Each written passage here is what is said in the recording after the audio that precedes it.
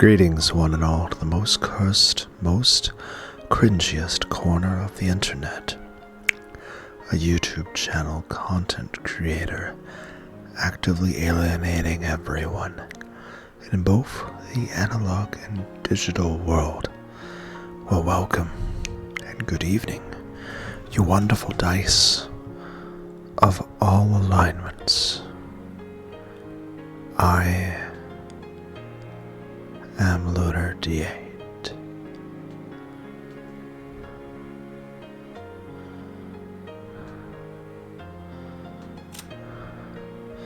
Beatrice, the elder sister, a mysterious witch who existed even before the rules. She has the same name as Beato, but she wasn't given the goal of devoting herself to Battler, the final version of the witch, sealed away by Kinzo. She spends her days pulling small pranks and clearing away the magic resisting toxin, all for the sake of her resurrection. She is similar to the evil spirits, an Akujigashimiya, in many ways, such as her fear of spiderwebs. She is the one who gave Shannon the golden butterfly brooch.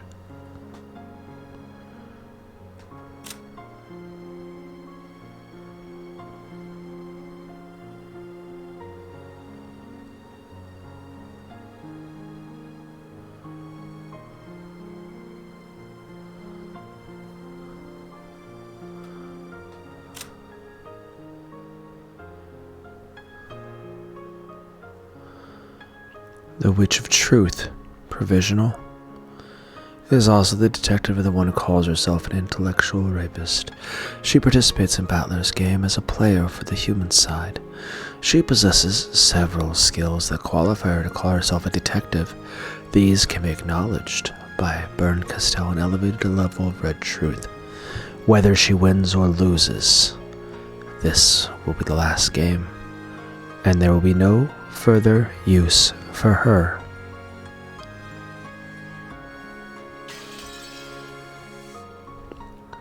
No.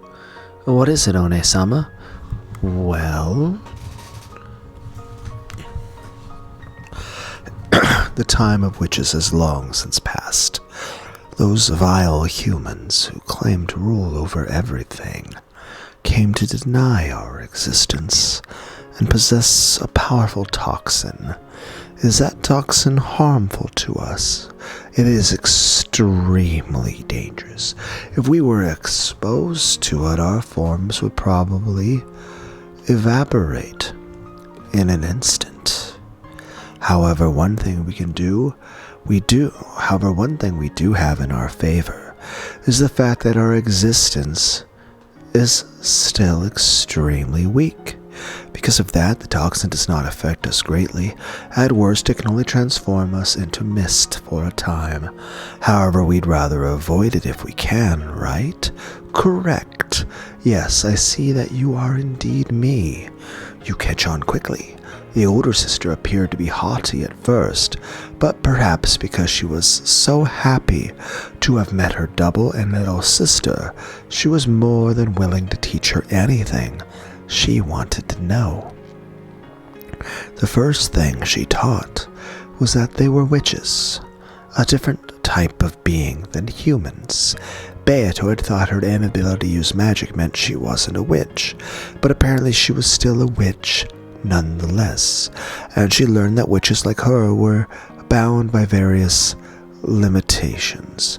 Unlike humans, the greatest of those restrictions was the anti-magic toxin possessed by humans. So in other words, we mustn't enter a human's field of vision. Correct. You can think of it as though human eyes radiate the toxin. If they see you, it is the same as your body being burnt. And though the effect is weaker, being heard or sensed can also result in contact with the toxin. So even just getting close to humans is dangerous to us. Wasn't Father a human? Why am I not burnt by Father's toxin? If we stock up magical power and have it acknowledged by humans, that toxin can be reduced drastically. In other words, by having our existence acknowledged by humans, we make them lose their toxin, making it possible for us to appear before them once more. I see. Simply put, as we are now, we can only exist when humans aren't around. We are still very lacking in magical power, which makes us inferior to even a stray cat hiding from humans in the shadows. The main goal of the older sister was to gain a large supply of magical power and be revived as a great witch, strong enough to have no fear of the anti-magic toxin. For that purpose, she had wandered around the mansion night after night, striving to regain her magical power and reduce the anti-magic power of the humans. The previous powerful Beatrice, whom she had read about in Featherine's library, had appeared openly in front of humans and had even toyed with them at will. According to her big sister, such a level of power was most impressive. To think that a witch could appear openly before humans and use magic at will. A witch like that would be so great that even I can hardly imagine it. Is that what we will eventually become? Yes. She was like a witch from a picture book, appearing openly before the humans of the mansion and summoning magic and underlings at will. How inspiring. If that is our future, it means that all of our hard work will have been worth the effort. That's right. Anyway, One-sama, how is that goal connected to going around unlocking windows like this? It was the middle of the night. They were following behind servants who were checking the locks on the doors and windows, and undoing those locks after the servants thought they had been set. It felt more like a child's prank than the work of a witch. This is the path that leads to becoming a great witch. All journeys begin with a single step. To those who cannot understand, that first step may look quite foolish from time to time. However, it is still a momentous first step. With pride, as though making the first step for mankind on the surface of the moon, the older sister undid the lock on a window with a click. Do you not understand, little sister? Can you not see why a little thing like this is so momentous? No, One-sama, I don't really understand. The older sister closed her eyes, lightly smiled, and opened the unlocked window a crack. Cool outside air flowed in, making the curtains flutter. Let us put it in the toxin-filled words of a human. We are not supposed to exist on this island. I shall go further. Right now there is no one in this corridor, and yet the lock has been undone, and the window is open. Can you see how great a miracle, a work of magic, a proof of our existence that is? Even you should understand the coolness of this breeze. I do understand. It's nice and cool. The coolness, the softness of the breeze, and the feel of the fluttering curtain touching your hair. All of these things show that we truly are here. So, by unlocking the window like this, we can leave behind proof that we really did exist, and that is why I unlocked it. Of course, it wasn't just small pranks like opening a window. She could also smash windows and vases, or leave behind strange fires and mysterious scribbles. In fact, one time she actually did play a large-scale prank in the kitchen, piling up kitchenware in an eerie manner and leaving behind a bizarre scribble, which scared the servants considerably. It was a complete success. She'd really managed to scare the servants and had succeeded in making them acknowledge the existence of magic, weakening the anti-magic toxin. However, she usually chose to make her presence known by unlocking windows. The act of unlocking symbolized her release from the limitations imposed by the human's toxin. One day,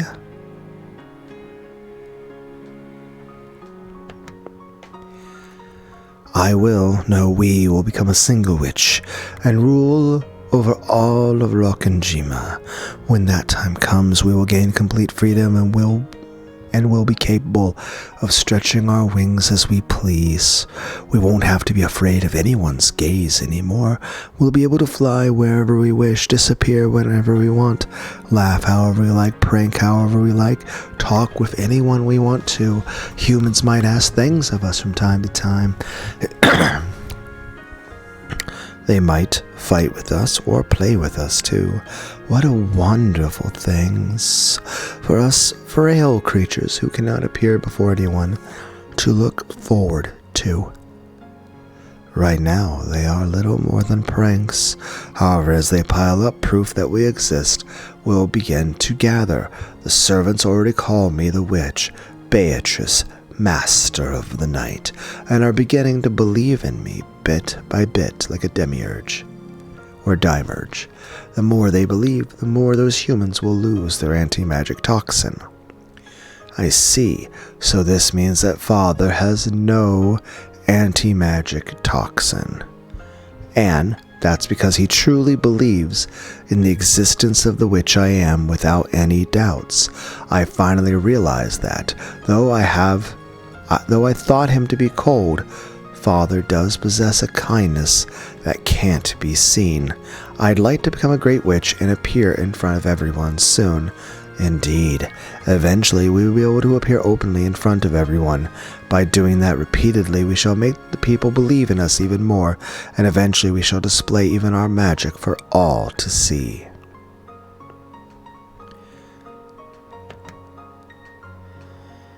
At that time, we shall descend upon Rokkenjima as the great witch you told me of. Ahaha.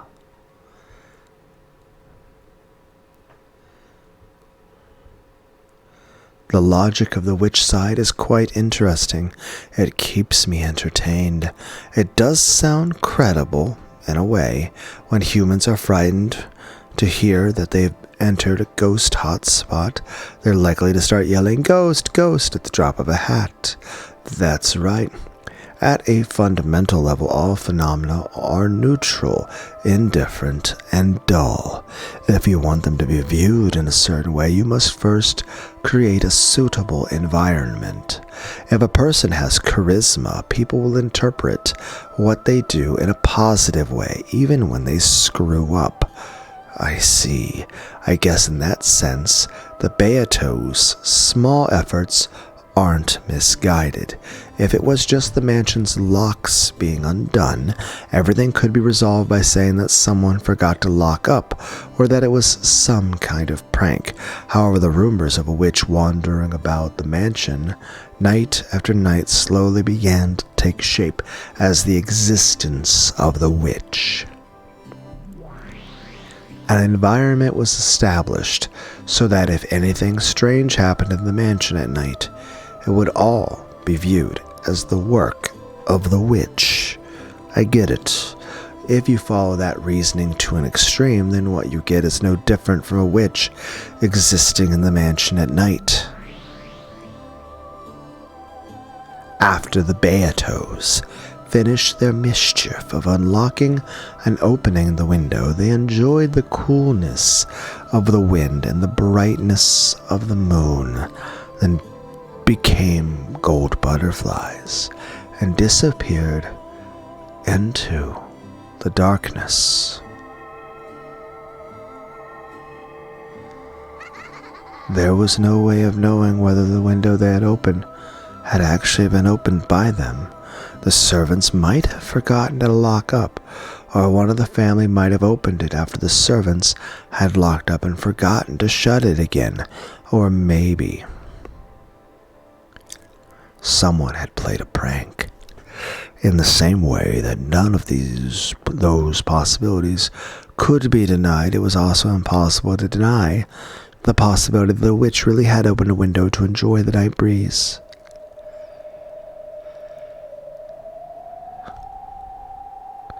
A result without an observer can possess an endless number of ways in which it might have occurred.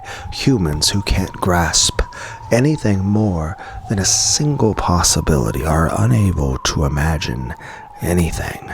However, people who believe in the possibility of a witch can imagine that it was a witch's prank. When that happens, the scene of the Beatrice's prank that we have just seen is etched into the fragments as a fact.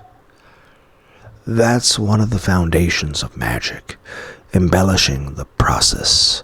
With just a little magic, even a mass-produced stuffed animal can be reborn as a wonderful, unique stuffed animal filled with a mother's love. Are you fucking kidding me, Rosa? She either actually did design Sakutaro, but sold the product, or it was just a mass-produced, generic fucking toy, and she just lied to Maria and said that she made it by hand.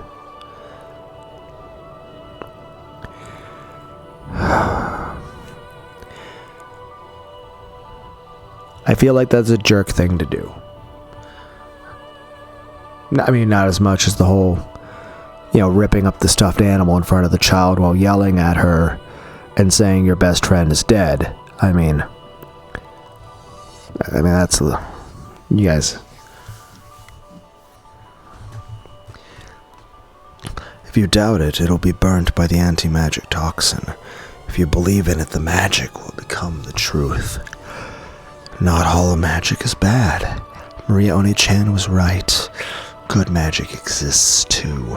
It may be necessary for a child of man to possess the power to repel evil magic. However, refusing to burn away and defile love-filled magic is part of how love in the human world works.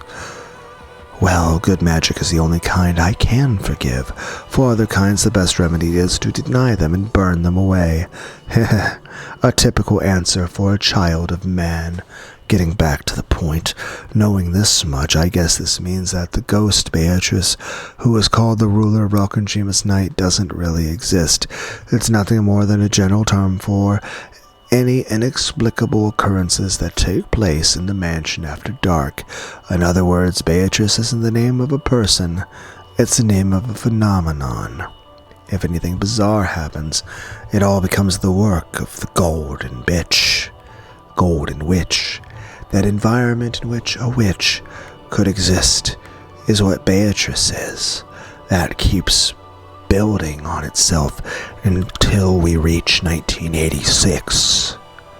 This is the veil that the true culprit is hiding behind. And the person hiding behind it is, without a doubt, a human. Perhaps that holds true at this point in the witch's tale of the past. However, I doubt you can use that argument alone to fight all the way through 1986. Don't you? Heh.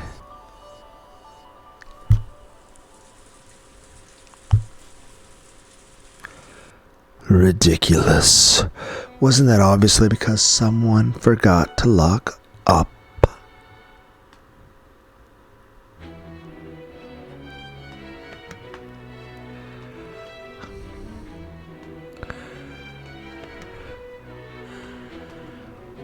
Well, you may say that, but this isn't just something that happened once or twice.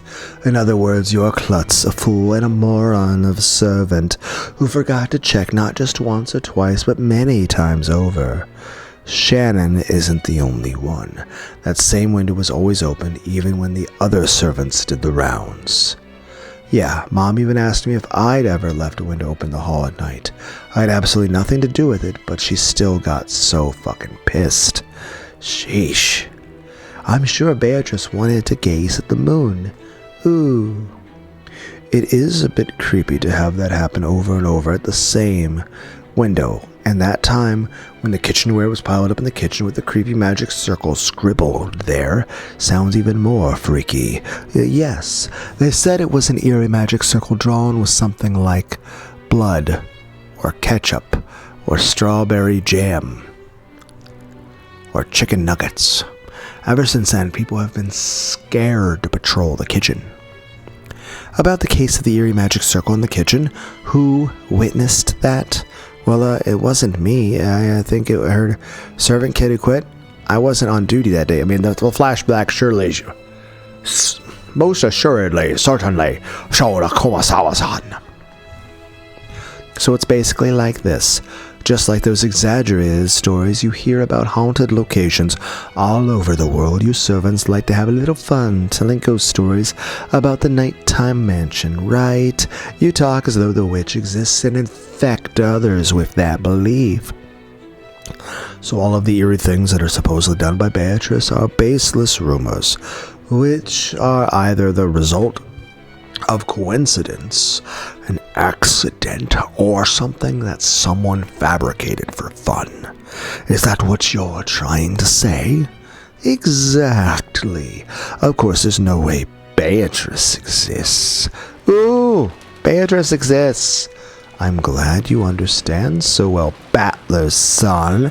There's probably some person by that name, or else multiple persons of a fixed or unfixed number who do things and attribute it to that name. However, this delusion of a golden witch Beatrice that we're all thinking of is completely impossible. Ooh, Beatrice exists. I've met her.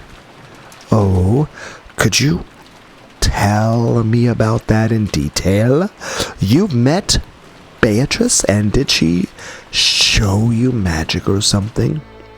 Ooh, I see her all the time, every time I come to Rokkanjima, and she always shows me fun magic. Denying the existence of the witch would always have the immediate effect of infuriating Maria. However, Erica, who didn't know this trick, to avoiding Maria's fury, plunged into it head on. But had she known, she would have not made any other choice or alter. She would have not altered her decision in any way, for she is so filled with all of the anti-magic toxin, almost as much as she's probably filled with STDs, because she's a whore. But no matter how Maria tried to sell the idea of Beatrice's existence, she stood no chance of defeating the ruthlessly intelligent Erica in an argument. George and Jessica hurriedly tried to calm down Maria, but there could be no quelling her anger at this point. Good.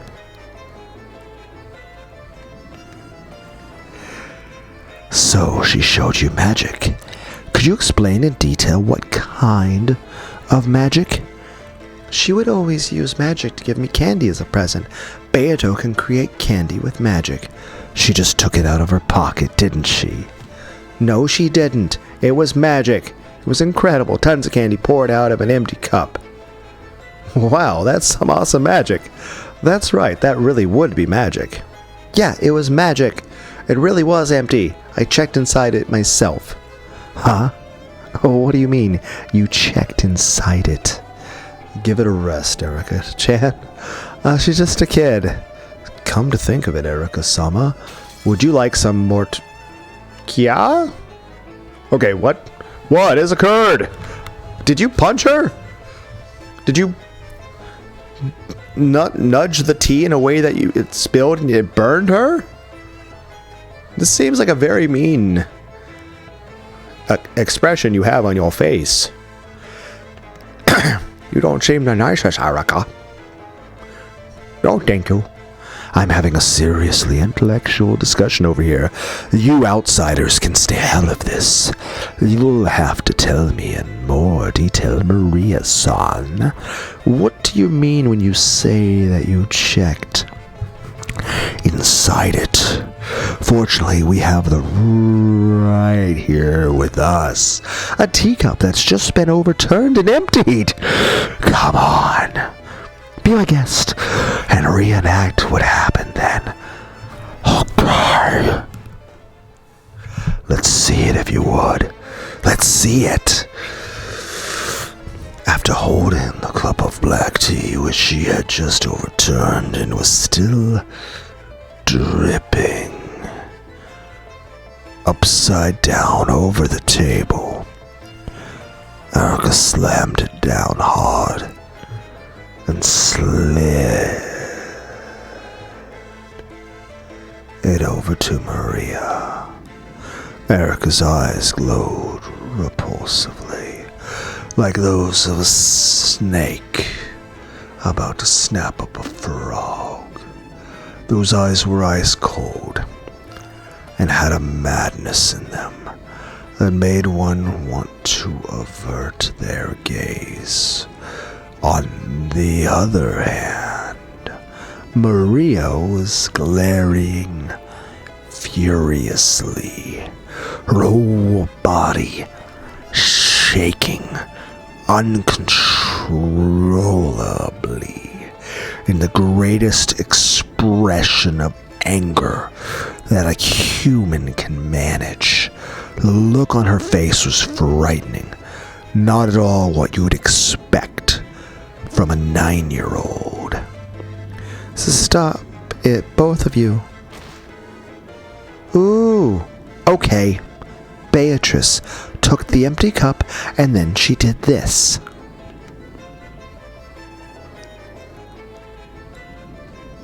She put it upside down on the table. Yeah, and then what? Did she lift it up right away and candies flowed out? Incredible, that really would be magic, right? It would be. Battler and the others tried to get between the two and calm them down, but it was no use. They violently pushed aside the others, and, glaring at each other from so close that their foreheads banged together, they repeatedly slammed the upside-down cup on the table. The sound of their foreheads banging together and the cup being slapped down shattered the barrier between reality and illusion.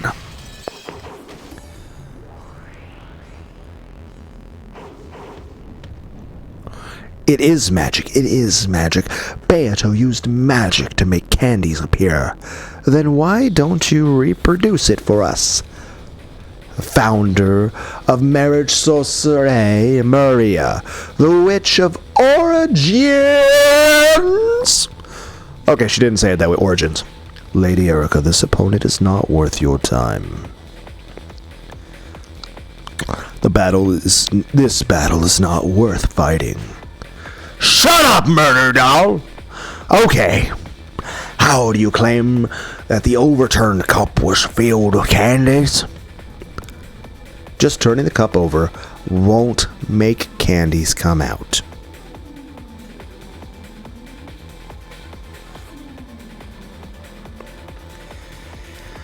Because you have to use magic. Beato can use magic because she's a witch. Oh yes, magic. She used magic!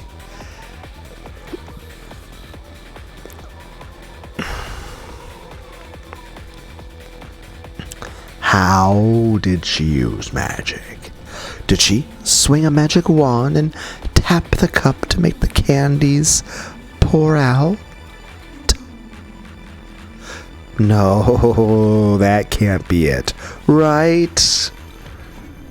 Beato is a witch, so she uses magic. Magic happens when you say an incantation and cause a miracle. You can't use the magic that makes candy unless you say the incantation. Oh, sure. Understood. Good. Good. Very good.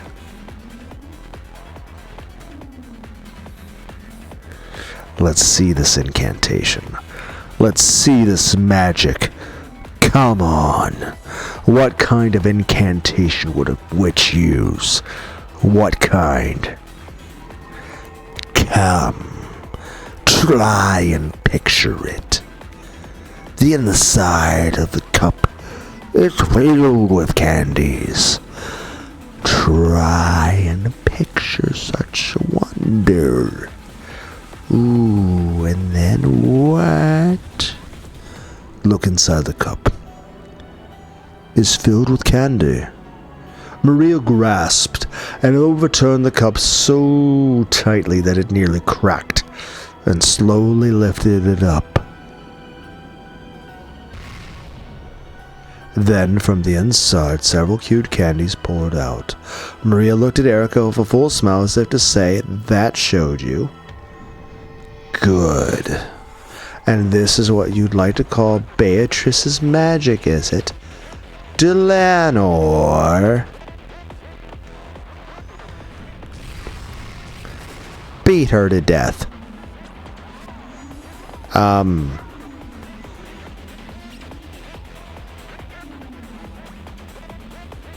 Are you dying? I think... Are you on the toilet? What is this face? Also, that kind of escalated. Like, I kind of feel like we skipped a step or something. As you wish. I won't let anyone deny Beatos magic, because magic is magic.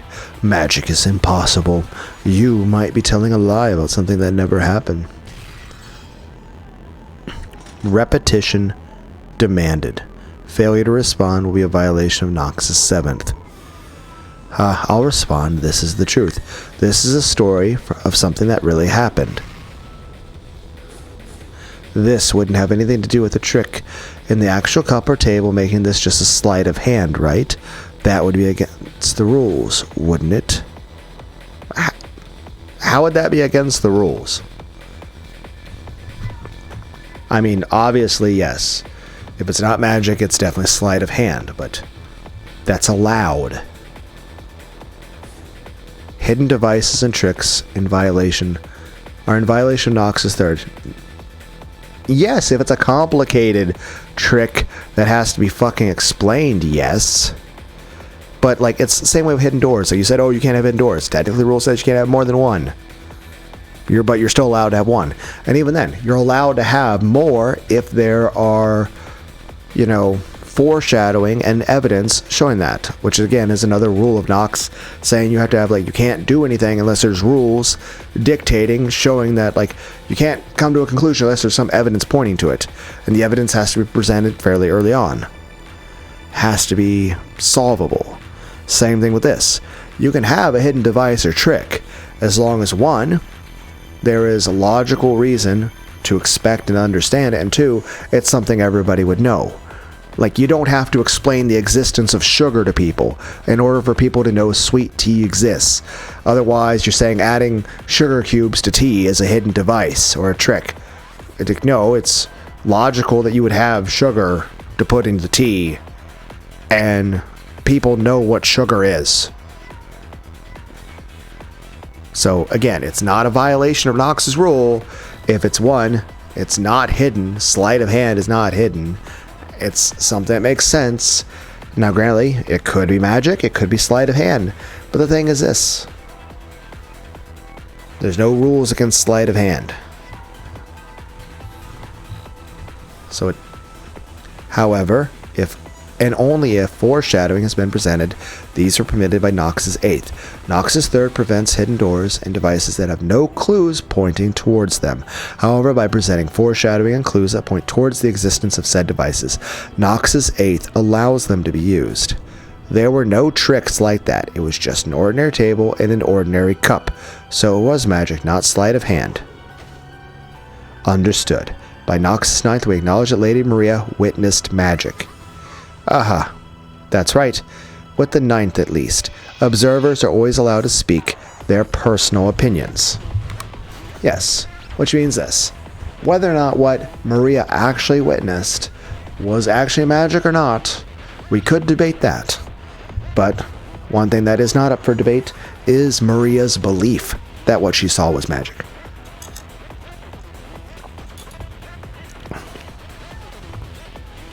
Otherwise, mysteries where the culprit is seen dressed up as a woman and it's written, "I saw a woman," would all be disqualified. Sure, that's fine. Claim that you saw magic all you want. All truths are nothing more than claims, so I'll make a different claim and see straight through yours to the truth. That's the detective's duty and where we shine the most. There's nothing to see through. This is magic. Since it's magic, only witches can use it, right? That's right, only witches can use it. So if a human like me could use it too, that would mean it isn't magic, right? You can't use it. Only Beato can use magic. That was the other thing I was saying in an earlier episode, like 100 episodes ago, was when Battler was trying to argue against the existence of magic, all he had to do was, one, he could argue that magic simply does not exist. Or two, he could argue magic exists, but that Beato herself could not use magic. Or three, that magic exists, Beato can use magic, but the magic she uses could be easily replicated by a human, thus devaluing it and making it not special. Kind of like you run into a mage and you're like, "Hey, look, I can use a fireball," and you're like, "Yes, but look at me, I'm carrying a flamethrower." It's like, well, I can make a ball of light in the air.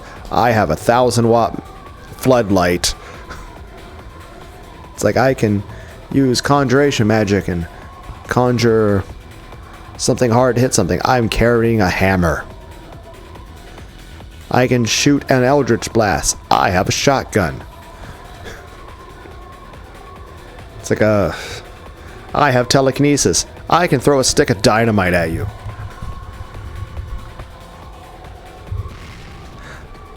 Good.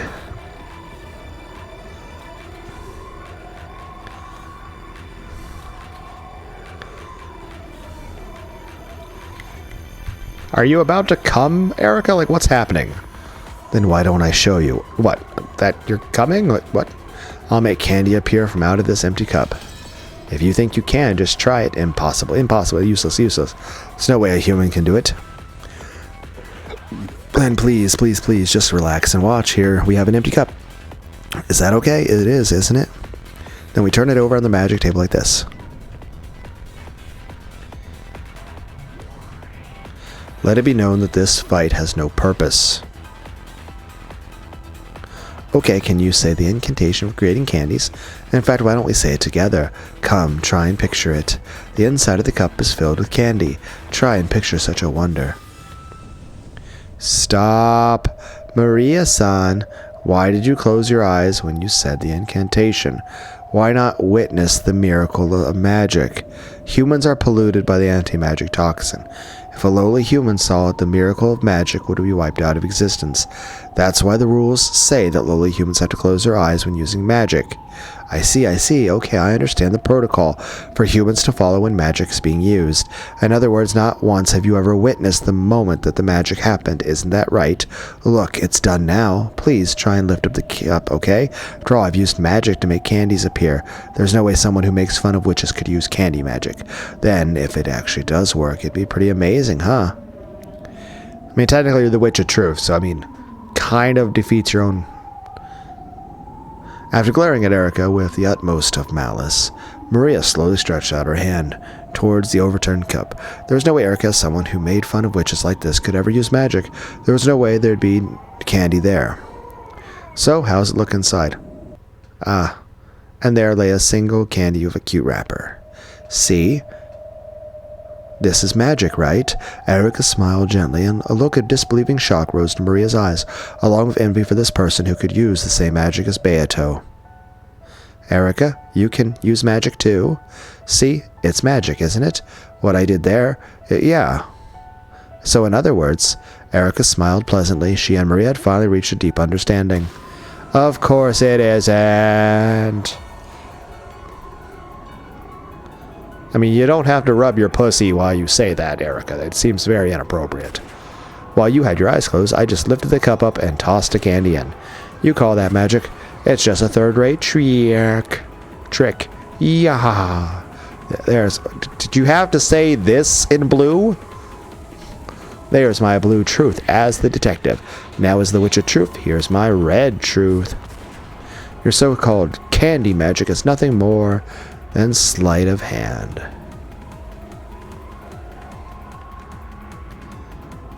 Just a sleight of hand that the fake witch calling herself Beatrice or whatever claimed was magic. I mean, seriously, did you really get fooled by such a stupid parlor trick?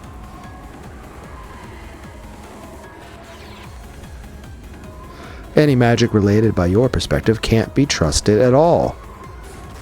Everything you ever thought was magic was just a trick you didn't get. There's no way that was magic. There's no way magic exists. But epilepsy sure does. Huh? It might have been sleight of hand when you put the candy in this cup. Hi, Sakataro. Welcome back, buddy. Everybody in the world missed you. Okay, we'll end the video there. Went a little long in the video. Later, guys. Bye.